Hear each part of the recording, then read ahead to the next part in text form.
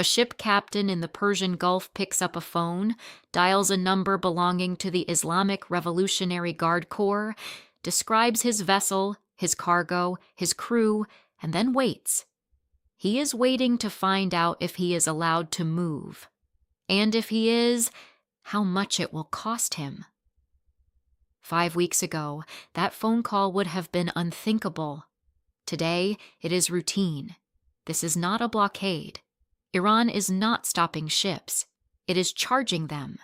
It has turned the Strait of Hormuz, the narrow channel through which 20% of the world's oil passes every single day, into a toll booth. And the most remarkable thing about this story is not that Iran did it. It is that it is working. Here is the mechanics of how. The Strait of Hormuz has a standard international shipping lane. It runs through the center of the waterway, and under the UN Convention on the Law of the Sea, vessels have the legal right to transit it freely. That lane is now effectively closed, not by a physical wall, by IRGC patrol boats, by floating mines, and by the credible threat of drone strikes on any ship that tries to use it without permission. Iran has rerouted commercial traffic away from the center and into Iranian territorial waters, the narrow channel between the islands of Keshem and Larak. You are no longer transiting international waters. You are a guest in Iran's house, and the host has a price list. The vetting process runs through 4 filters: nationality of the ship's flag state, ownership, who actually controls the vessel, cargo, what it is carrying and where it is going, crew, the passports of the sailors on board, any connection to the United States or Israel at any of those 4 levels, and the answer is no. No passage, no negotiation. The ship sits. For everyone else, the conversation continues, and eventually a number comes up. The going rate is as high as $2 million per transit. For diplomatically favored nations, it can be 0. That word, 0, is doing enormous work in this story. India received free passage for 4 liquefied petroleum gas tankers. China passes routinely, at no charge. Malaysia, South Korea, Egypt, all moving through. Each free pass is not generosity. It is a foreign policy instrument. Iran is not just taxing enemies. It is rewarding allies, building relationships, and drawing a map of the post-war world it intends to inhabit, one ship at a time. The payment mechanism for paying ships is where this story becomes something larger than a regional conflict. At least 2 vessels have paid in Chinese yuan. The transaction was brokered by a Chinese maritime intermediary and processed through CIPS, China's cross-border interbank payment system, the alternative to the US-controlled SWIFT network. The money moved outside the dollar system entirely. This is not a theoretical sanction bypass, not a hypothetical scenario debated in think tanks. It is operational. It happened. The infrastructure exists, and it is being used today to fund an adversary's control over the world's most important energy choke point. An Iranian lawmaker, speaking to Parliament last week, framed it with a clarity that should stop you cold. War has costs, he said. Naturally, we must take transit fees. Iran is not just waging a war. It is invoicing for one. The legal architecture underneath all of this is deliberate and precise. Iran is not claiming the right to close an international waterway. That would be a clear violation of international law and would trigger a unified global response. Instead, it is claiming the right to regulate traffic through its own territorial waters. Under certain readings of maritime law, a coastal nation does have that authority. Iran has engineered a situation where the legal question is genuinely ambiguous, where its lawyers can construct a plausible argument, where the UN Security Council cannot pass a clean resolution condemning it, and where any nation that wants to challenge Iran legally faces years of proceedings at the International Court of Justice, while the oil keeps not moving. The toll booth is not an improvisation born of desperation. It is a carefully constructed institution. Legal cover, financial plumbing, enforcement mechanism, and diplomatic logic all assembled and functioning. Which raises the question that will define the next chapter of this crisis. If Iran has built something this sophisticated, not just a weapon, but a system, then who exactly is going to dismantle it? And what happens to the global economy while the world figures that out? 110 ships passed through the Strait of Hormuz every single day before this war began.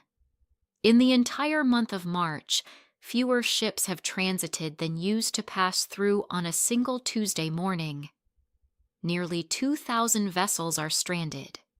20,000 sailors are sitting on anchored ships, burning fuel, watching their owners hemorrhage money, waiting for a resolution that has not come. Oil is at $107 a barrel.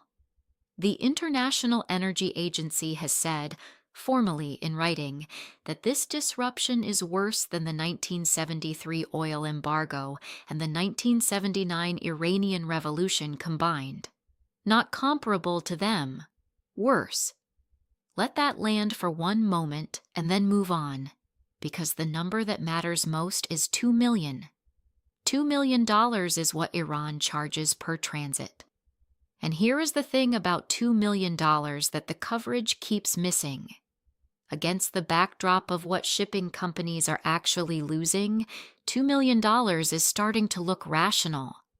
Insurance on Gulf cargo has not merely increased, it has effectively collapsed for vessels without pre-cleared status. Every day a tanker sits idle, its owner is paying crew wages, fuel costs, port fees, and charter penalties. A very large crude carrier stranded for 3 weeks has already lost more than $2 million in opportunity costs alone. The strait is not physically blocked. It is commercially and legally paralyzed to the point where paying the toll is, for many operators, the cheapest available option. Iran understood this calculus before it built the system. The price was not chosen randomly. It was chosen to be just low enough to be paid. This is the part of the story where you have to stop thinking about Iran as a country under pressure and start thinking about it as a country executing a strategy. Look at who is moving freely, and the picture assembles itself with uncomfortable clarity. India received free passage for 4 LPG tankers last week. Publicly, India condemned the toll system as illegal. It had no choice, because endorsing it would mean endorsing the precedent, and India cannot afford that. But the tankers moved. The gas arrived. The relationship was quietly reinforced. China is passing without payment and providing the financial infrastructure that makes the entire system function. Malaysia is a critical transshipment hub for Iranian oil exports that move under falsified documentation. Free passage is the fee Iran is waiving in exchange for that service. South Korea has a long history of back-channel nuclear diplomacy with Tehran dating back to the early 2000s. Egypt controls the Suez Canal, the only meaningful alternative route for vessels trying to reach Europe from the Gulf, and Egypt is on the free list. Every single nation on the free passage list has something Iran needs or something Iran does not want used against it. This is not a coincidence. It is a negotiating structure disguised as a military operation. Then, 10 days ago, Israel killed Commodore Alireza Tangsiri. Tangsiri was the head of the IRGC Navy, the man operationally responsible for the patrol boats, the vetting system, the enforcement mechanism, the entire physical architecture of the toll booth. The strike was precise. The intelligence was clearly deep. And within 48 hours, every serious analyst covering the Gulf said the same thing. It changes nothing. The IRGC is not a man. It is an institution with redundant command structures, documented operational procedures, and a deputy who assumed control before the week was out. The patrol boats did not move from their positions. The vetting calls continued. The channel between Chesham and Larak remained the only route available to paying customers. Killing the architect did not demolish the building, and now Iran's parliament is moving to make the building permanent. A draft bill circulating in Tehran would formally designate the Strait of Hormuz as subject to Iranian sovereign management, codifying fees, codifying the vetting process, codifying Iranian legal authority over passage. What began as a wartime improvisation is being written into law. A ceasefire would not end it. A peace agreement would not erase it. If this bill passes, dismantling Iranian control over the strait would require not just a military operation, but the reversal of a sovereign legal statute, something that would require Iran's consent or Iran's defeat. Iran is not just fighting a war, it is building the post-war world while the war is still happening. Which brings us to Washington and to the two simultaneous moves the Trump administration is making that are pulling in opposite directions, undermining each other, and leaving the most powerful lever of all completely untouched. Two forces are currently moving toward the Strait of Hormuz. The USS Tripoli, carrying 2,500 Marines, and 1,000 paratroopers from the 82nd Airborne, repositioning to the Gulf region. The military force required to seize the strait by kinetic means is physically assembling. At the same time, in a hotel in Islamabad, American and Iranian negotiators are exchanging documents: a 15-point American framework, a 5-point Iranian counterproposal, proximity talks mediated by Pakistani diplomats who are themselves navigating relationships with both sides. War and diplomacy are happening simultaneously, in parallel, with no coordination between them that anyone can identify. This is not a strategy. This is two instincts operating at once and hoping one of them works. The military option has a specific problem that the troop movements do not solve. Seizing the strait, physically clearing the patrol boats, sweeping the mines, destroying the enforcement infrastructure, takes perhaps 72 hours of sustained naval and air operations. What happens on hour 73? Iran still exists. The IRGC still exists. The legal bill still exists in Tehran's parliament. The Chinese financial infrastructure still exists. You have won the battle and not touched the system. And you have done it while oil briefly spikes to $130 a barrel during the operation itself, while global markets go into cardiac arrest, and while every nation that was receiving free passage, India, China, Egypt, publicly condemns American military unilateralism. The military option does not end the toll booth.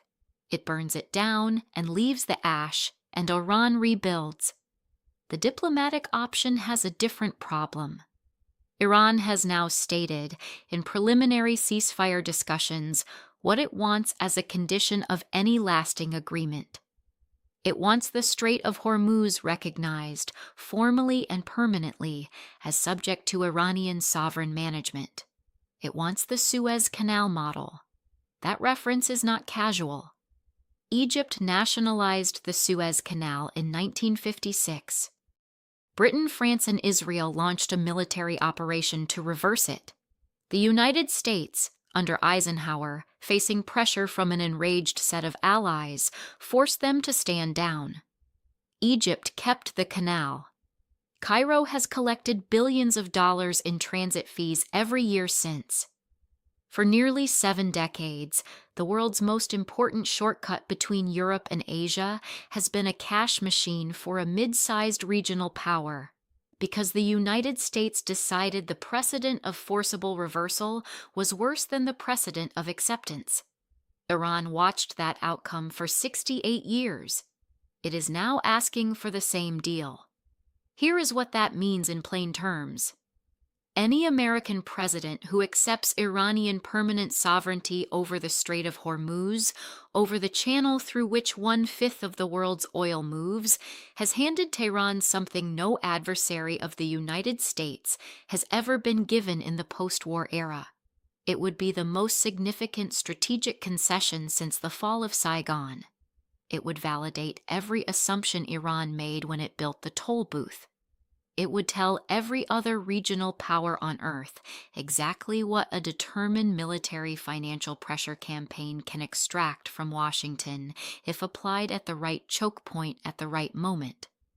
And any American president who refuses that deal is left with the military option and all of its problems, or an indefinite stalemate at $107 oil while the global economy slowly fractures. There is a third lever. The Trump administration has not pulled it. The Chinese financial intermediaries brokering the Yuan toll payments, the institutions processing those transactions through CIPS. They are identifiable, they are sanctionable, and cutting them off would sever the financial plumbing that makes the entire system function. The reason it has not happened is not a mystery. Sanctioning Chinese companies in the middle of an active tariff confrontation, while oil is already at $107, while the American economy is absorbing its own pressure, that is a decision that could turn a regional crisis into a global financial rupture. So the lever sits there, untouched. And China continues to broker, and the yuan continues to flow, and Beijing collects the reward of being indispensable to both sides while being challenged by neither. China is not a neutral party in this crisis.